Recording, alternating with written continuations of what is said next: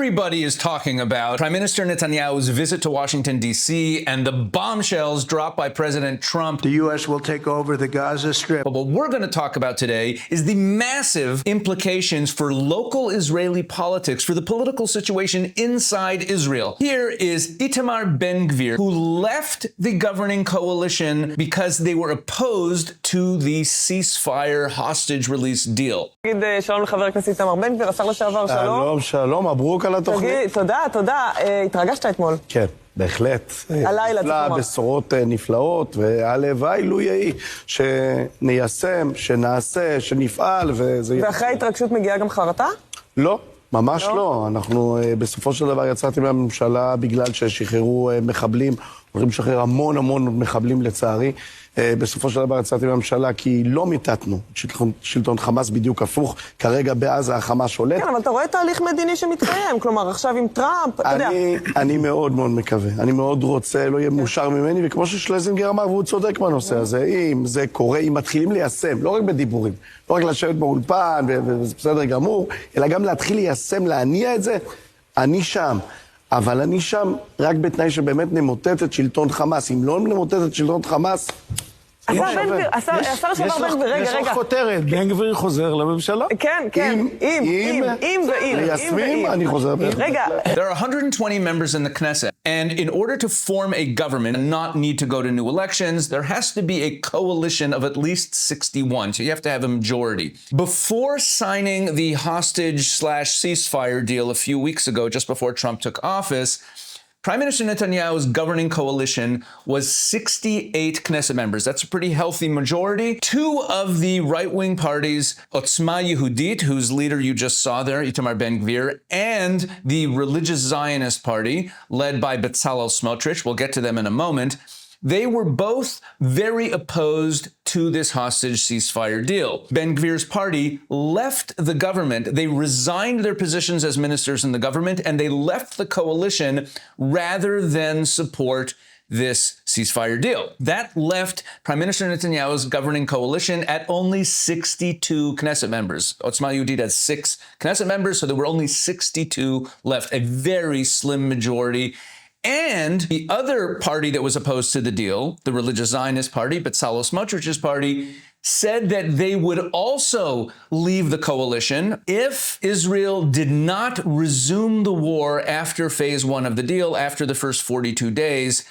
If Israel would not resume the war and start attacking Hamas again, they would leave the government and bring it down. So this was a very dangerous situation for the Netanyahu government. If the government fell, it would mean that in the middle of this whole thing with the war and the Trump administration coming in, Israel would be heading to brand new elections and form a new government.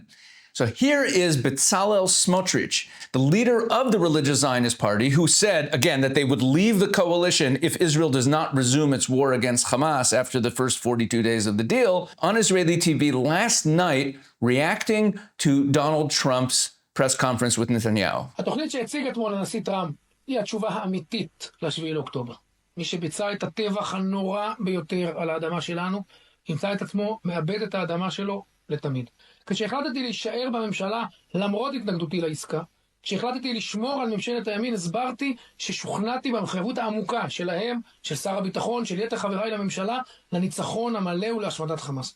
אני מקווה ומאמין שעם ישראל מבין היום טוב יותר כמה חשוב לשמור על ממשלת הימין ולא לערער אותה, וכמה הזדמנויות תמונות בכך. So that was Bezalel Smotrich, the leader of the Religious Zionist Party. They have 6 seats and they stayed in the coalition on condition that Israel would resume its fighting against Hamas at the end of phase 1 of the ceasefire deal. And if you haven't watched our videos on the ceasefire deal, laying out what it exactly was and what the problems with it are, you should go back and watch those videos. It'll keep you informed on what's really happening here. But Smotrich is here saying he's more inclined to stay in the coalition. And we should also add, what does it mean to go back into fighting? When he says he's going to pull out of the coalition and bring down the government if we don't resume fighting against Hamas, what does that exactly mean? What if Israel just starts doing some targeted raids or does some low level of fighting? What if it's not a full-scale war. Does he leave the government then? Does he not leave the government then? What if the ceasefire phase 1 kind of gets extended before we officially go to phase 2 and end the war completely? There's a lot of middle ground here that it's unclear whether he'll stay in the government. You see from these two clips, Donald Trump, by making the statements that he made and by showing such support for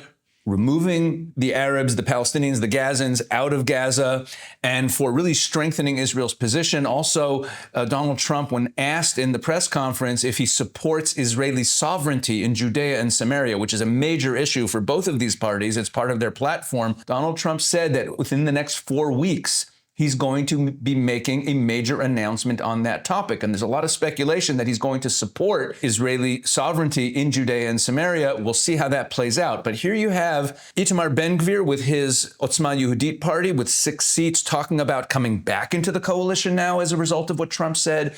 You have Bezalel Smotrich, much more comfortable staying in the coalition because of what Trump said. Bottom line is that Prime Minister Netanyahu's position is far more stable today because of the visit to the White House, because of the things that Donald Trump said. His coalition was kind of on a knife's edge. It was down to 62 seats. If any of the parties who were in there, because the minimum size of a party is 4, if any of the parties that were in the coalition would leave, his coalition would fall apart. And now he has a much more stable coalition. So Prime Minister Netanyahu has really been strengthened as a result of Donald Trump. And we don't just see that from these two parties on the right. We also see it from what those in Israel on the left have been saying. So, for example, you see Benny Gantz, the leader of the largest opposition party, more left-wing, left-center opposition party, making a statement after the Trump-Netanyahu press conference saying that the declaration made yesterday by President Trump is further proof of the deep relationship between Israel and the United States. President Trump showed, and this is not the first time, that he is a true friend of Israel and that he will continue to stand beside her in all the issues of great importance for Israel's security.